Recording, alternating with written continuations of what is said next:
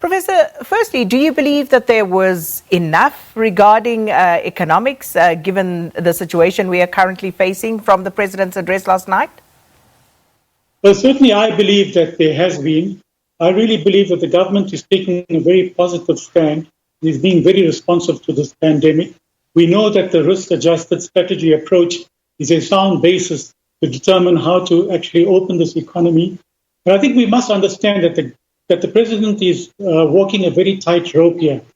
On the one hand, he has to gradually open this economy, get people gainfully employed, put food on the table, which is the economic side and which is important. But on the other side, the actual pandemic, we don't really know much about the virus. The fact that people will go back to work, the fact that more people will be infected, and certainly more people will die. So that is really the actual balancing act between, I believe, the health and the economics. And I think certainly the government is doing a very good job. So with regard to just cushioning some of the impact of this lockdown, especially for small, medium and micro enterprises, what has been your assessment on that, if you have had opportunity to do any? And secondly, what has become and how are all of these stimulus packages actually working at the moment? We talk about the Solidarity Fund, for example, and we hear many people complaining, but have you actually seen or heard that this is actually working, at least for some? Well, certainly it is. From a practical point of view, I can vouch for the fact that it is working. It is a bit slow, admittedly, because it's part of government and things do take time. But, there's a whole host of packages that were introduced as a stimulus to the economy. We know about the 500 billion that was introduced.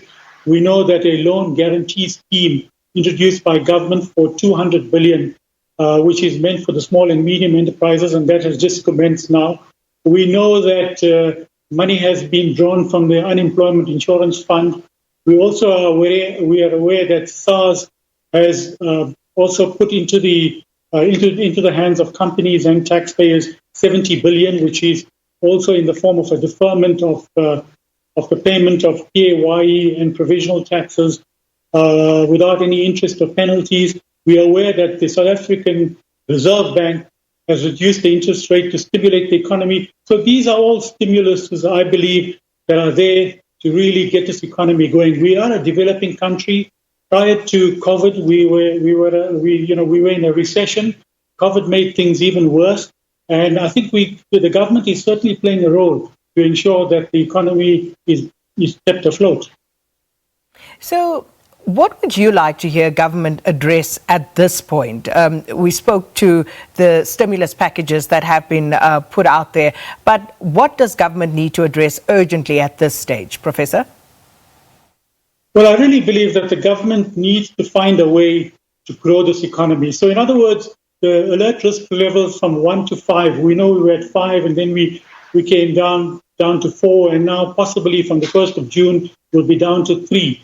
The idea is to try and get people back at work, to try and grow this economy. So I think government is trying very hard, I believe, in trying to get this economy going. But pandemic is a serious problem. We only expect to get to alert level 1 perhaps sometime next year.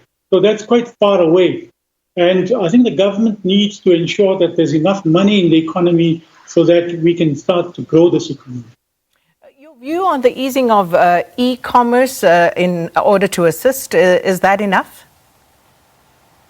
Well, e-commerce and technology is something that we need to really look at. So certainly that has become an important aspect of this economy now. And certainly the government needs to focus on that particular part of the economy and actually help it to grow, because this is the future of the entire globe. And of course, we've heard a lot from lobbying, especially for certain sectors of the economy. But looking at the overall picture, how much longer can we afford to stay in this lockdown realistically? And I know you mentioned the fact that this is a delicate balancing act between health and of the economy, but realistically, how much longer can we remain on this trajectory? Well, really, we need to take our lessons from the rest of the world. Certainly, there are issues that we have to sort out. The health issue is quite important. Remember that we are drawing from international experience. We are aware that this pandemic or this particular virus will spike in the months of July and August. And perhaps what's going to happen, we may come down to level 3 in the month of May. But when it spikes in July and August, we may have to go back to level 4 and perhaps level 5 as well. So really, I think that these are the kind of challenges that we are going to face as a country. We are drawing from international experience. We have the best in the world in our own country. And we certainly, I believe that we're doing a good job. And speaking of drawing on international experience, what we do see, especially in developed nations and developed economies, is that they have been seemingly a lot clearer with regard to the measures pertaining to banks, loans, and those sort of things. Whereas here, it doesn't seem all that clear. People are very concerned because things are being dealt with on a case-by-case basis, whereas some people would say there should have been a more of an instruction, if you will, to banks, especially financial institutions, in terms of how to deal with debt at this point. What's your view on that, Professor?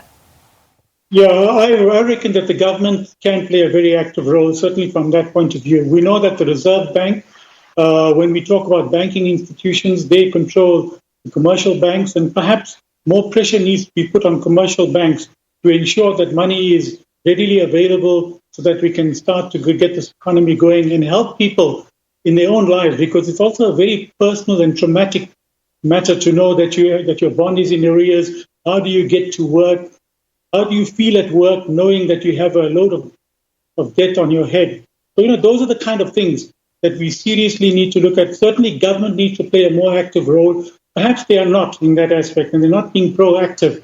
But certainly, developed nations are doing that. We are a developing economy. We're fighting the socio-economic challenges of our country of poverty and unemployment. So we were caught unawares with this virus. And I really believe that government needs to play a more proactive role as far as loans and commercial banks are concerned, and how money is made accessible to the man in the street.